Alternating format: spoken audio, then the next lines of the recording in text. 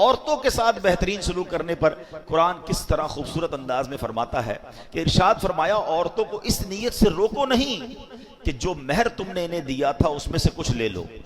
حضرت عبداللہ ابن عباس فرماتے کہ اس آیت سے متعلق یہ اس شخص کے متعلق آیت ہے جو اپنی بیوی سے نفرت رکھتا ہو, اس کے ساتھ بدسلوکی کرتا ہو, اس لیے کرتا ہو کہ وہ پریشان ہو کر مہر واپس کر دے یا مہر کی رقم معاف کر دے. اسے اللہ تعالیٰ نے منع فرمایا. ایک قول یہ ہے کہ لوگ عورت کو طلاق دیتے تھے پھر رجوع کر لیتے تھے, پھر طلاق دیتے تھے پھر رجوع کر لیتے تھے, عورت کو لٹکا ہوا رکھتے تھے, اپنے پاس نہ آرام پا سکے نہ دوسری شادی کر سکے, یعنی عورتوں کے ساتھ زیادتی کرتے تھے. اور کیا آج ایسا نہیں ہو رہا؟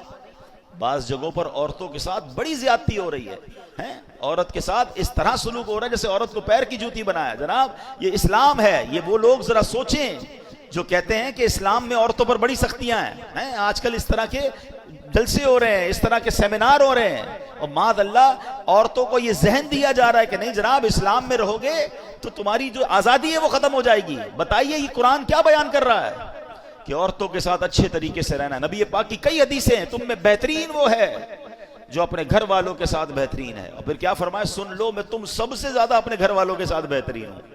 اللہ کے نبی فرما رہے ہیں, یعنی اسلام جتنا عورتوں کی آزادی, عورتوں کے لیے سکون, عورتوں کے ساتھ اچھا سلوک, عورتوں کے ساتھ زیادتی نہ ہو, جو اسلام بیان کرتا ہے دنیا کا کوئی مذہب بیان نہیں کرتا. بلکہ چلیے جناب میں تھوڑا سا اسلام سے پہلے کی بات آپ کو بتاؤں. بہت سارے مسائل ہیں کہ انسان نے پہلے عقل کے ذریعے اس کو حل کرنے کی کوشش کی, دین کی طرف نہیں آیا. اب ذرا غور کیجئے, مسئلہ نسوانیت کا مسئلہ ہے, جو نسوانیت ہے فیمنزم ہے, عورتوں کے حقوق کا مسئلہ, ذرا اس پہ بات کریں تو صدیوں سے انسان اس کا حل تلاش کر رہا ہے.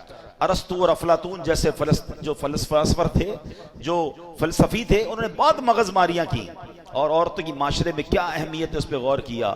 کسی نے عورت کو سانپ کہا, کسی نے اسے شیطان کہا, کبھی اس بیچاری کو ظلم و ستم کا نشانہ بنایا گیا, کبھی بیچاری کی عزت کو تار تار کیا گیا.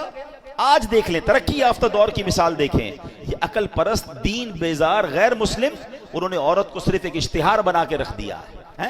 یہ غور کیجئے نا, دنیا کے ہر اشتہار میں آپ کو عورت نظر آئے گی. یہ عورتوں کو بھی سمجھ نہیں آتی کہ ہم کیا یہ کھلونا ہے, مردوں کی آئٹم بیچنی ہے, مردوں کی چیز بیچنی ہے, اس میں بھی عورت کا اشتہار ہے. یعنی عورت کا کام یہ کر دیا گیا کہ اس کو ایک اشتہار بنا دیا گیا.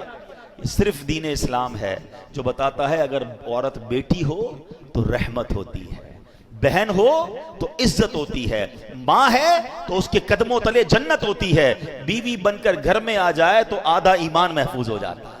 یعنی عورت کا ہر روپ اسلام نے بیان کیا کہ عورت کو جو عزت اسلام میں ہے. اللہ کرے کہ ہماری بہنوں کو یہ بات سمجھ آئے جو آج سمجھتی ہیں کہ اسلام میں سختیاں